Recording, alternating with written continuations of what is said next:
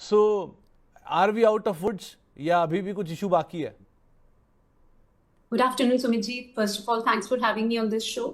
No, we are not out of woods as of now. जिस तरीके का structure बना हुआ है, जिस तरीके के कंसर्न्स बने हुए मार्केट में, अभी लग रहा है दबाव थोड़ा सा और बढ़ सकता है. इवन दो इंट्राडे पर्सपेक्टिव से अगर मैं देखूं तो 24,500 is a very important support area for the benchmark index.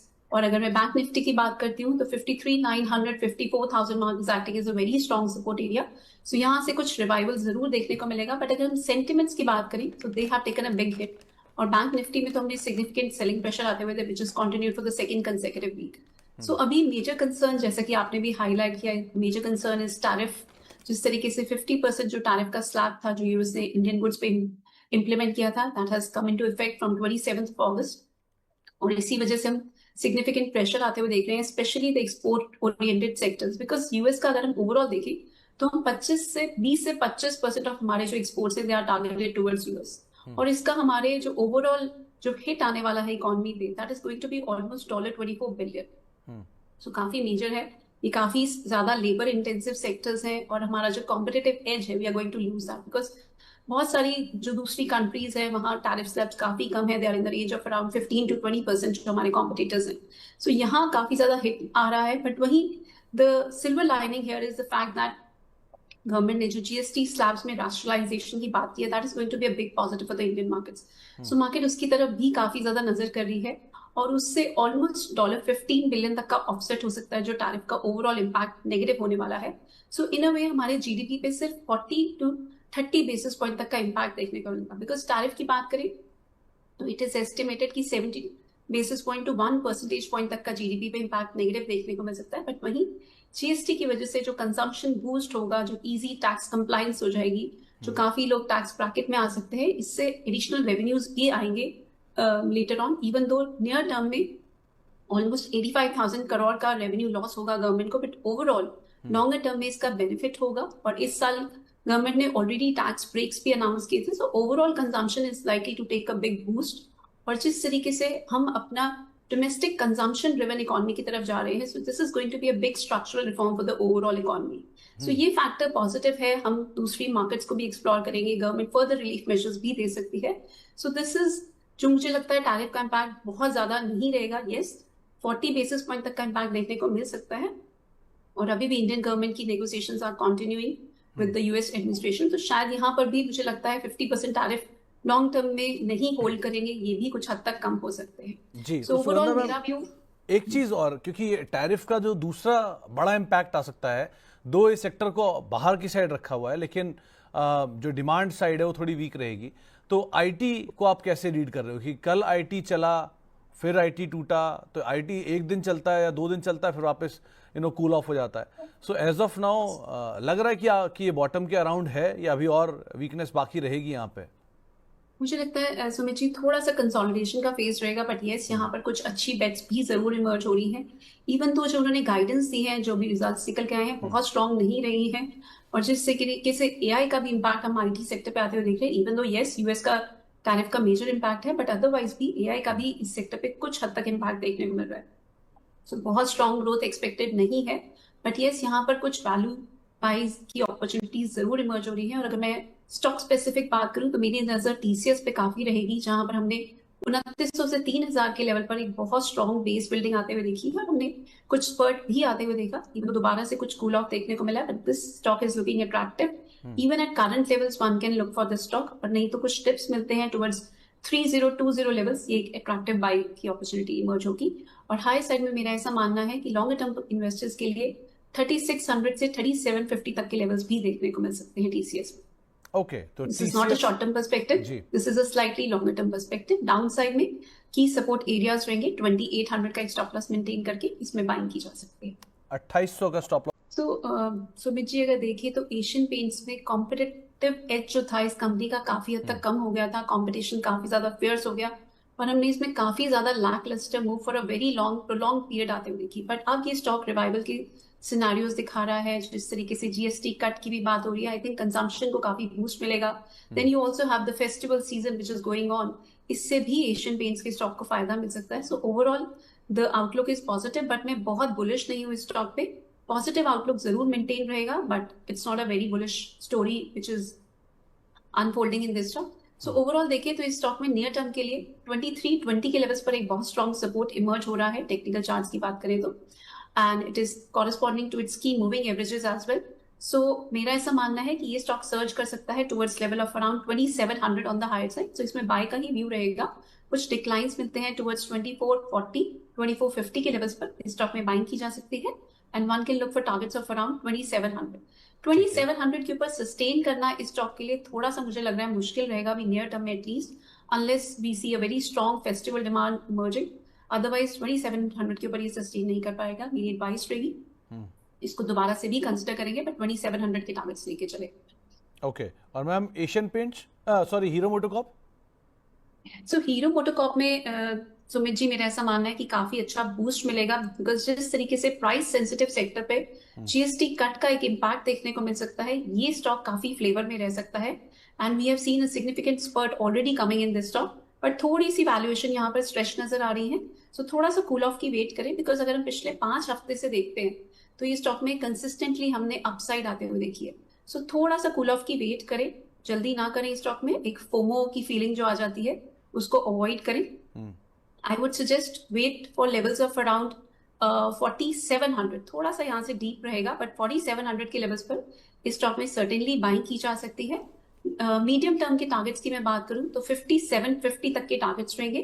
Down side में आपका स्टॉप लॉस रहेगा 4180 का। सो 4180 के स्टॉप लॉस के साथ बाइंग करें for a longer term perspective. तो hero MotoCorp, rather medium to longer term perspective. Hero MotoCorp और Asian paint. So Sumit ji अभी नियर टर्म में तो 5G थोड़ा सा स्टॉक बीटन डाउन नजर आ रहा है, ऑलरेडी काफी हाई लेवल से करेक्शन देखने को मिली है। This correction can deepen further towards 1700 और लेवल्स। सुमित जी किस लेवल पर पाएंगे 5G की? इन्होंने खरीदारी का लेवल नहीं बताया मैम। सो सुमित जी मेरा ऐसा मानना है कि अभी आप इसको होल्ड रखें, ऑलरेडी स्टॉक काफी करेक्ट कर चुका है। 1700 के नीचे का आपको स्टॉप लॉस प्लेस करना होगा एंड कंटिन्यू टू होल्ड। जैसे मार्केट्स रिकवर करेंगी इस स्टॉक में भी एक अच्छी रिकवरी का फेज देखने को मिलेगा। सो 1680 के क्लोजिंग बेसिस के स्टॉप लॉस के साथ 5G आप इसको होल्ड कर सकते हैं। ये स्टॉक अगर 1980 के लेवल को on the higher side recovery के फेज में ब्रेक कर पाता है तो we can see levels of around 2100 all over again as well. So hold की एडवाइस रहेगी विद द स्टॉप ऑफ 1680। तो 1680 का एक स्टॉप लॉस लगा के आप पोजीशन में बने रहें, वो आपको एक यहाँ पर राय दी गई है। जतिन दवे साहब के पास, पहले तो हमारे मेंबर भी हैं, उनके पास टाइम टेक्नोप्लास्ट के शेयर हैं। 488 रुपए के दाम पे उन्होंने खरीदारी कर रखी है। मैम टाइम टेक्नोप्लास्ट कम चर्चा में रहता है, कैसे रीड कर रहे हो आप इसे?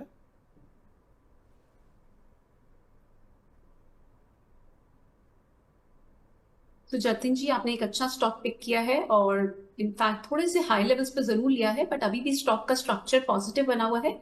थोड़ी सी प्राइस वाइज करेक्शन जरूर देखने को मिल सकती है, because stock has surged significantly higher from around 300 odd levels से हमने ऑलमोस्ट 496 ऑड लेवल्स तक का रन आते हुए देखा। सो थोड़ा सा प्राइस करेक्शन देखने को मिल सकता है, but structure is still positive. आप बने रहें अपनी पोजीशन में। आपकी 488 पे जो बाइंग है आपको थोड़ा सा डीप स्टॉप लॉस रखना होगा 410 का ऑन अ क्लोजिंग बेसिस। पर जिस तरीके से इस चार्ट का स्ट्रक्चर है, हमने वी शेप रिकवरी आते हुए देखी है। Once it surpasses the level of 500 इसमें एक अच्छा मूव भी देखने को मिल सकता है। So hold on to this stock, but इसमें आपको थोड़ा सा पेशेंस रखनी होगी। This is going to take some time. I think I would suggest आप इसको 8 से 9 महीने जरूर होल्ड करें, आपको एक अच्छा ब्रेकआउट भी ऑन द हायर साइड देखने को मिल सकता है। एक और चीज जो यहाँ पर हाल फिलहाल में मूव आया है, इसमें बीपीसीएल के ऊपर आप क्या कहोगे? सुगंधा मैम, जयदास साहब का सवाल भी है, इन्होंने बीपीसीएल के शेयर में खरीदारी कर रखी है और शिपिंग कॉर्पोरेशन ऑफ इंडिया भी इनके पास है, दोनों पीएसयू हैं। क्योंकि आप क्रूड भी ट्रैक करते हो, सो कैसे देख रहे हो बीपीसीएल को? तो सुमित जी मेरा इस पे कोई बहुत कंस्ट्रक्टिव आउटलुक नजर नहीं आ रहा है मुझे। स्टॉक में काफी बीटन डाउन रहा है पिछले कितने हफ्ते से ही, अगर हम देखें तो इसमें कोई हमने मेजर अपसाइड आते हुए नहीं देखी है, रादर करेक्शन ही देखने को मिल रही है। And in fact it looks poised to test lower levels of around 290 as well. So अभी तो वेट करें, लॉन्गर टर्म स्टोरी इस स्टॉक में पॉजिटिव रहेगी, बट अभी नियर टर्म के लिए I would suggest to avoid the stock. अगर कोई होल्ड कर रहा है तो आप होल्ड कर सकते हैं इसमें, but keep a strict stop loss of 280 on a closing basis. अभी नियर टर्म के लिए अवॉइड स्टॉक रहेगा ये। और ma'am shipping corporation of India?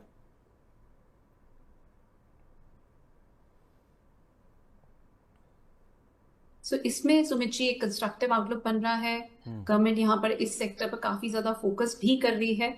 So this stock looks attractive even at current levels, इसमें बाइंग की जा सकती है। थोड़े से डिक्लाइन जरूर आ सकते हैं in line with broader index, but otherwise this stock is looking very promising. इसमें आपका बिल्कुल नियर टर्म में ही देखें तो 200 के लेवल पर इस स्टॉक ने एक अच्छा बेस बनाया है, and this stock looks headed higher towards 250 on levels. So इस स्टॉक में करंट लेवल्स एंड 200 के आसपास बाइंग की जा सकती है।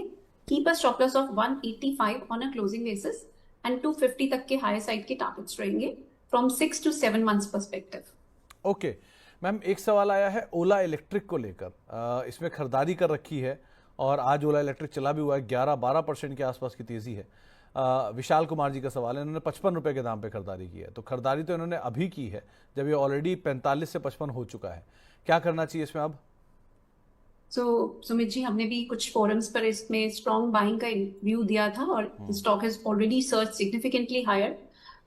अभी भी मुझे ऐसा लग रहा है स्टॉक में अच्छी वैल्यू बाइंग इमर्ज हो रही है। जिस तरीके से वॉल्यूम्स है वो इंडिकेट कर रही है कि this stock is poised for further gains, even तो आपने थोड़ी सी हाई लेवल्स पर जरूर बाइंग की है, बिकॉज स्टॉक ने ऑलरेडी 15% तक के गेन्स दिखा दिए हैं पिछले ही कुछ दिनों में। सो बने रहें इस स्टॉक में, बट आपका स्टॉप लॉस यहाँ से थोड़ा सा डीप हो जाता है। आपको 46 का स्टॉप लॉस मेंटेन करना होगा and hold on to this. Once this stock surpasses 59 to 60 और levels on a closing basis, इसमें एक बहुत स्ट्रॉन्ग अपसाइड की मूव देखने को मिल सकती है टुवर्ड्स 80 और लेवल्स। सो काफी सिग्निफिकेंट रिटर्न के पोटेंशियल इस स्टॉक में अभी भी नजर आ रहे हैं, बट ये 60 का लेवल जरूर ब्रेक होना चाहिए। आपको 60 के लेवल पर जरूर क्लोजिंग बेसिस पे नजर रखनी होगी। ये ब्रेक होगा तो आप धीरे धीरे अपने स्टॉप लॉस को ट्रेल करते रहें, and eventual targets over a period of around 9 to 10 months you can see 80 levels, and down side में भी अभी 47 का स्टॉप लॉस प्लेस करके होल्ड कर। एक विनोद जी का सवाल आया है जीएसएफसी को लेकर। मैम, मॉनसून के नंबर तो ठीक हैं ही, बट फर्टिलाइजर थोड़ा पहले चला था। सो अभी क्या करना चाहिए जीएसएफसी में? सो सुमित जी, अगर इसका ओवरऑल आउटलुक देखें तो this stock is facing supply pressure at 216 on levels, और अभी नियर टर्म में प्रेशर में ही रहेगा। I see this stock heading lower towards 175 to 180 on levels as well. So अभी अगर किसी की भी पोजीशन है, मेरी एडवाइस रहेगी आप चाहें तो एक बार एग्जिट करके दोबारा लोअर लेवल्स पर एंट्री कर सकते हैं, और else if someone is a long term investor, so 174 का क्लोजिंग बेसिस पे स्टॉप लॉस ले ले, बिकॉज स्ट्रक्चर अभी स्टॉक में काफी वीक नजर आ रहा है। जिस तरीके से टॉप हैवी बना हुआ है, एक डबल टॉप पैटर्न बना है which is a bearish technical pattern, so this stock looks headed lower only as of now. ओके, संजीव यादव जी exit की advice रहेगी। एक मैम ग्रिजेश आहूजा जी का सवाल आया है, इन्होंने शीला फोम ले रखा है। ये पिछले सत्र में यानी कि ट्यूसडे के सेशन में चला भी था काफी। अब इन्हें करना क्या चाहिए शीला फोम में? मॉडरेटली पॉजिटिव नजर आ रहा है स्टॉक, बने रहे। अगर इन्होंने पिछले सेशन में लिया है तो पिछले सेशन में हमने एक अच्छा स्पर्ट भी आते हुए देखा, that was backed by high volumes as well, but आज के सेशन में थोड़ी सी लैकलस्टर मूव नजर आ रही है। It is not able to see follow up buying. So अगर ये स्टॉक 745 के ऊपर निकलता है, then only I see it entering a very strong bullish territory, otherwise I think it will consolidate for a while. So अभी बने रह सकते हैं, it's not looking bearish as well. So आपका स्टॉप लॉस यहाँ पे रहेगा, I just give you a very small stop loss, 678 का स्टॉप लॉस प्लेस करें एंड होल्ड रखें अपनी इस पोजीशन को। तो फिलहाल आप बने रहिए, लेकिन एक स्टॉप लॉस को आप जरूर फॉलो करिएगा। और second half of the year probably, क्योंकि इनकी कॉन कॉल में इन्होंने बात बोली थी कि वो ज़्यादा बेटर होना चाहिए। सो लेट्स सी किस तरह की सिचुएशन जाते हुए दिखाई पड़ती है second half of the year में। LIC को लेकर संजीव यादव साहब सवाल पूछ रहे हैं। इन्होंने ना खरीदारी का भाव बताया है, ना इन्होंने है कि नहीं बताया, बस LIC लिखा है। सो मैं एज्यूम करता हूं कि इन्होंने शायद खरीदने की इच्छा रखी होगी। आप क्या राय रखते हो मैम?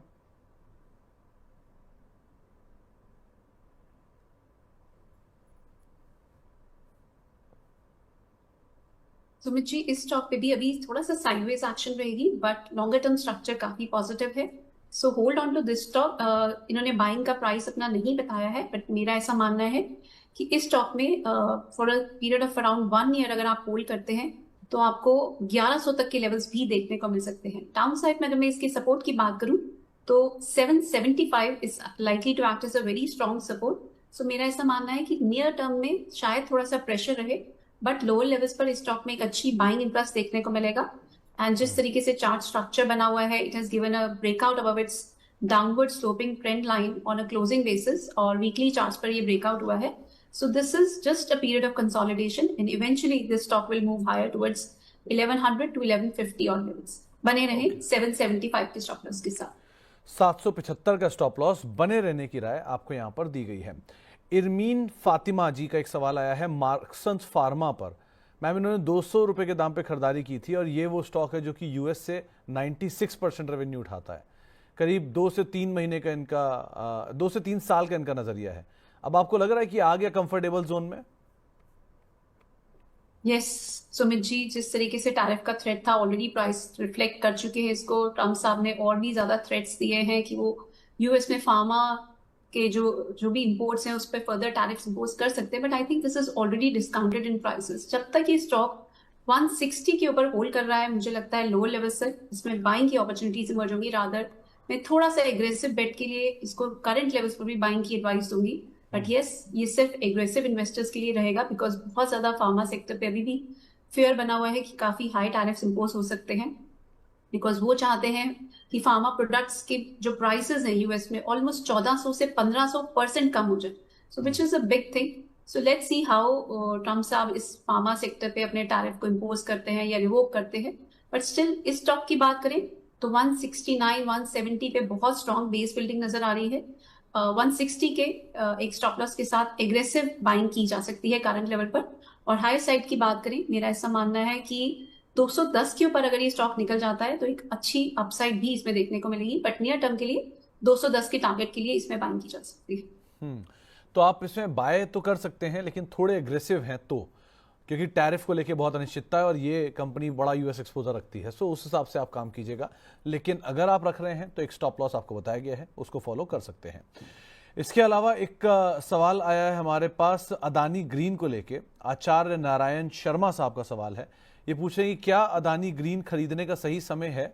मैम, वैसे भी ये पूरा ग्रुप बहुत ही शांत है, सो करना क्या चाहिए? So Sumit ji, as a disclosure, I am personally holding Adani green. But अगर हम इस पे व्यू की बात करते हैं, सो नियर टर्म में थोड़ा सा प्रेशर नजर आ रहा है. बट मुझे लॉन्गर टर्म के लिए स्टॉक प्रॉमिसिंग नजर आता है.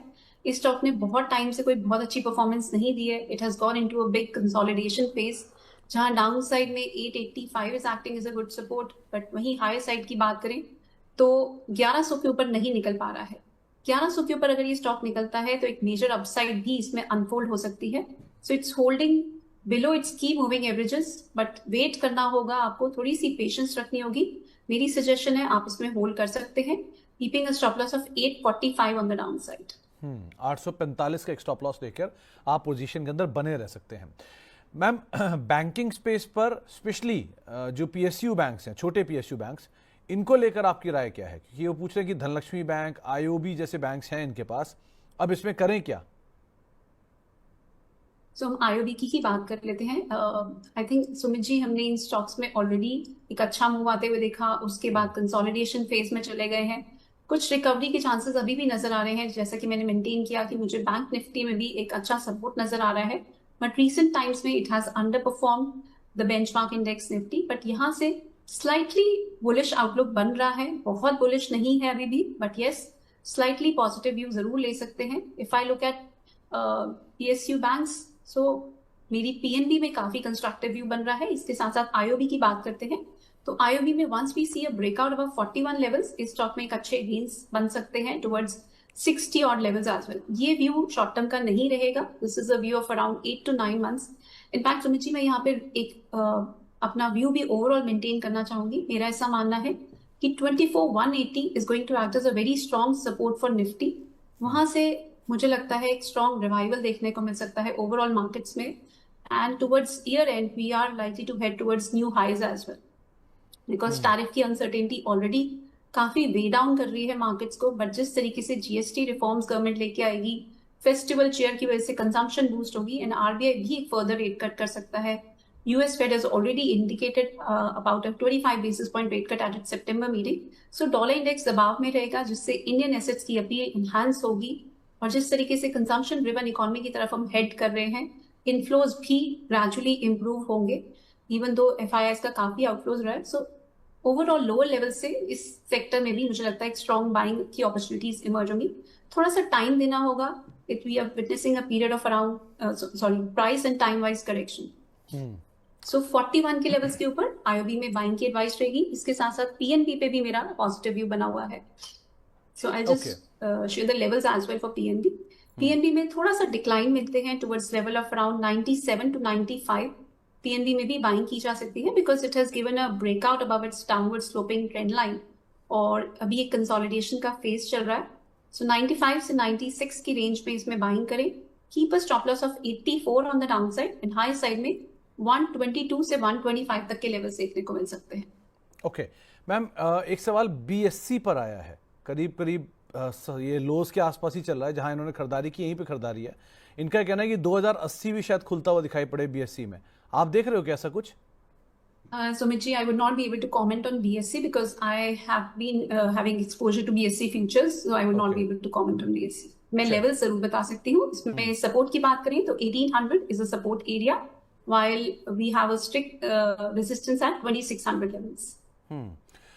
KRBL राहुल कुमार साहब जो कि हमारे मेंबर भी हैं, इनके पास है 486 रुपए के दाम पर और ये पूछ रहे हैं क्या इसमें कोई रिकवरी की उम्मीद लगा के चला जा सकता है? सो राहुल जी, इसमें ऑलरेडी हमने काफी सिग्निफिकेंट अपसाइड आते हुए देखी. उसके बाद थोड़ी प्रॉफिट बुकिंग जरूर देखने को मिली है. बट ट्रेंड वाइज बात करें तो इस स्टॉक में एक अच्छा ब्रेकआउट हुआ है and this stock will Garner buying interest all over again. 420 के लेवल से मेरा ऐसा मानना है कि दोबारा से इसमें बाइंग देखने को मिलेगी. सो थोड़ा सा वेट करें, दोबारा से इसमें रिवाइवल देखने को मिलेगा and this stock can test levels of around 550 as well. Because अगर हम देखें तो इसमें कप फॉर्मेशन थी, उसका ब्रेकआउट हुआ है एंड दिस ब्रेकआउट के बाद थोड़ी सी प्रॉफिट बुकिंग है. But otherwise this stock looks very promising. जिस तरीके से वॉल्यूम्स के साथ हमने अपटेक आते हुए देखी, it is holding above it's key moving averages. इस स्टॉक में फर्दर गेन्स देखने को मिल सकते हैं. सो होल्ड रखें. 410 का क्लोजिंग बेसिस पे स्टॉप लॉस ले लें and eventual targets are going to be 550. So इसमें भी आपको थोड़ा सा टाइम देना पड़ेगा, अराउंड 8 to 9 months. चलिए, एक IRFC को लेकर सवाल आया है. 145 रुपए के दाम पर खरीदारी कर रखी है. मैम, रेलवेज और डिफेंस का फ्लेवर तो अब एटलीस्ट दूर हो गया है. सो किया क्या जाए इसमें? सो दोबारा से ये फ्लेवर में आएंगे जरूर, बट अभी के लिए थोड़ा सा वेट करें. जब भी कोई सेक्टर बहुत ज्यादा एक्सेस टेरिटरी में चला जाता है, उसके बाद थोड़ी करेक्शन जरूर देखने को मिलती है. Similar is a scenario with defence stocks as well as railway stocks. So इसमें थोड़ा सा वेट करना होगा. अभी तो करेक्शन का ही फेज चल रहा है. सो फ्रेश बाइंग की तो सर्टेनली कोई एडवाइस नहीं रहेगी. बट येस, अगर कोई होल्ड कर रहा है तो बने रह सकते हैं. इस स्टॉक में अगर हम देखें तो लॉन्गर टर्म बेसिस पे 107 के लेवल पर एक स्ट्रॉन्ग सपोर्ट इमर्ज हो रहा है. सो मेरी एडवाइस रहेगी आप थोड़ा सा फिल्टर ले. 100 के क्लोजिंग बेसिस के स्टॉप लॉस के साथ अगर कोई होल्ड कर रहा है तो इसको इसमें बने रहे. अभी टाइम लगेगा, इसमें कोई बुलिश पैटर्न इमर्ज नहीं हो रहा है. So I would not be able to comment कि हायर साइड के टारगेट्स क्या होंगे. अभी इसमें थोड़ी डाउन साइड ही रहेगी. We will reassess the stock after some time. Okay, और मैम एक सवाल और जिससे बात करनी है वो है RVNL. ये सुशांता जी का सवाल आया है, इस पर क्या करना चाहिए?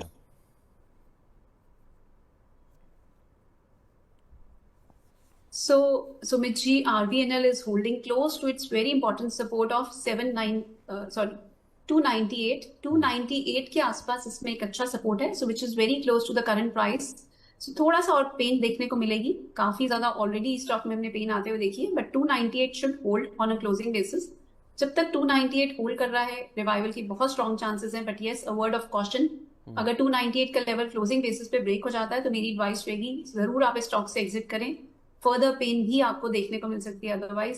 सो बेटर है 298 का क्लोजिंग बेसिस पे स्टॉप लॉस दें. इस लेवल को जरूर ध्यान में रखें. ओके, सुगंधा मैम, आप कार्यक्रम में शामिल हुए, आपका बहुत बहुत शुक्रिया. मैम, जाने से पहले कोई इंडिविजुअल स्टॉक जिस पे आपकी नजर रहेगी आज? यस, सुमित जी, मेरी टीटागढ़, हमने रेलवे सेक्टर की बात की और मेरी टीटागढ़ रेल पे ही एडवाइस रहेगी. सो मुझे स्टॉक काफी प्रॉमिसिंग नजर आ रहा है. एक मेजर ऑर्डर विन भी थी स्टॉक में. So I'll just share the levels also.